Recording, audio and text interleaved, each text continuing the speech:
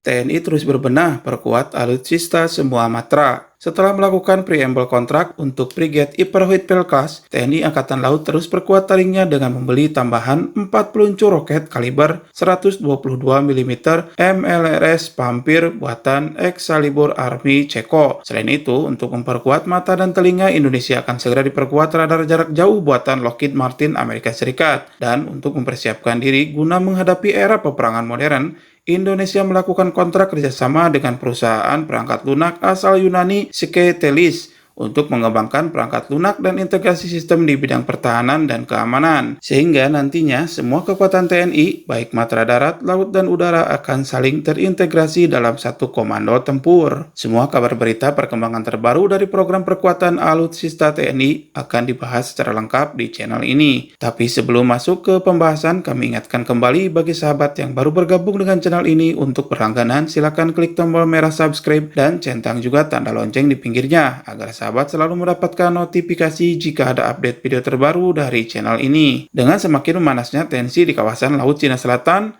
LCS, yang secara langsung bersinggungan dengan wilayah kedaulatan Indonesia, mau tidak mau Indonesia harus siap dan siaga untuk menghadapi segala kemungkinan yang bisa saja terjadi sewaktu-waktu, termasuk potensi terburuk terjadinya gesekan militer secara langsung. Untuk itu, TNI terus berbenah dengan mendatangkan berbagai macam alutsista yang lebih canggih dan sesuai dengan perkembangan zaman. Berikut ini kami sampaikan 3 berita terbaru menyangkut peningkatan alutsista TNI. Yang pertama adalah kabar terbaru dari Korps Marinir TNI Angkatan Laut yang diberitakan akan menambah 4 unit Multiple Launcher Rocket System MLRS kaliber 122 mm Pampir buatan Excalibur Army Ceko dengan total anggaran sebesar 281 miliar rupiah yang diambil dari alokasi belanja pertahanan periode tahun 2020-2024. Peluncur roket multilaras Pampir dapat sekaligus memuat 40 roket kaliber 122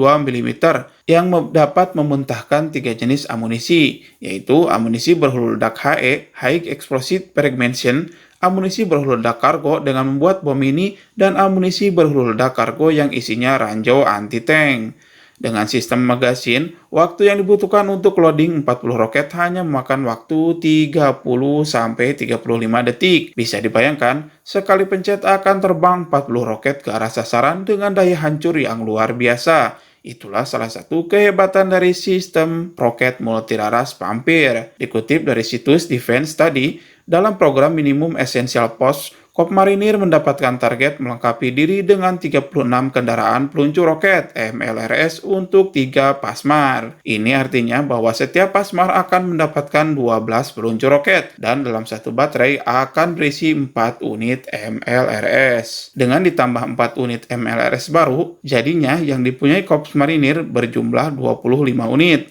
Artinya untuk mencapai target map masih kekurangan 11 unit lagi. Kemungkinan 11 unit kekurangannya akan menggunakan produk peluncur lokal buatan PT Delima Jaya atau dengan tetap menggunakan howitzer tarik M30 buatan Uni Soviet dengan kaliber yang sama yaitu 122 mm.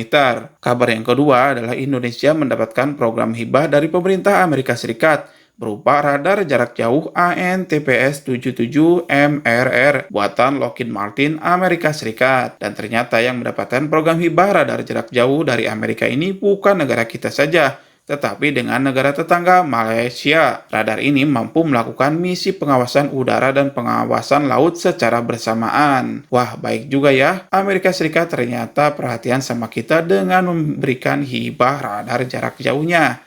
Kemungkinan besar maksud dari tujuan hibah ini adalah untuk memasang radar ini di kawasan Natuna guna memata-matai kegiatan naga yang semakin lama semakin agresif. Berita ketiga tentang perusahaan pengembangan perangkat lunak dan integrasi sistem di bidang pertahanan dan keamanan asal Yunani, Sketelis, mengumumkan bahwa mereka mendapatkan kontrak dari Kementerian Pertahanan Republik Indonesia senilai 49 juta US dollar. Setelah mereka menyelesaikan perangkat lunak untuk sistem tempur terintegrasi, manajemen dan kontrol untuk Tentara Nasional Indonesia. Dengan mengadopsi sistem canggih seperti ini, nantinya semua matra TNI baik darat, laut maupun udara dapat berkomunikasi dan mengirimkan data secara real time dan akurat ke pusat komando sehingga proses pengambilan keputusan oleh pusat komando bisa dilaksanakan lebih cepat dan tepat sasaran. Hampir semua negara maju telah mengadopsi sistem komando tempur terintegrasi seperti ini,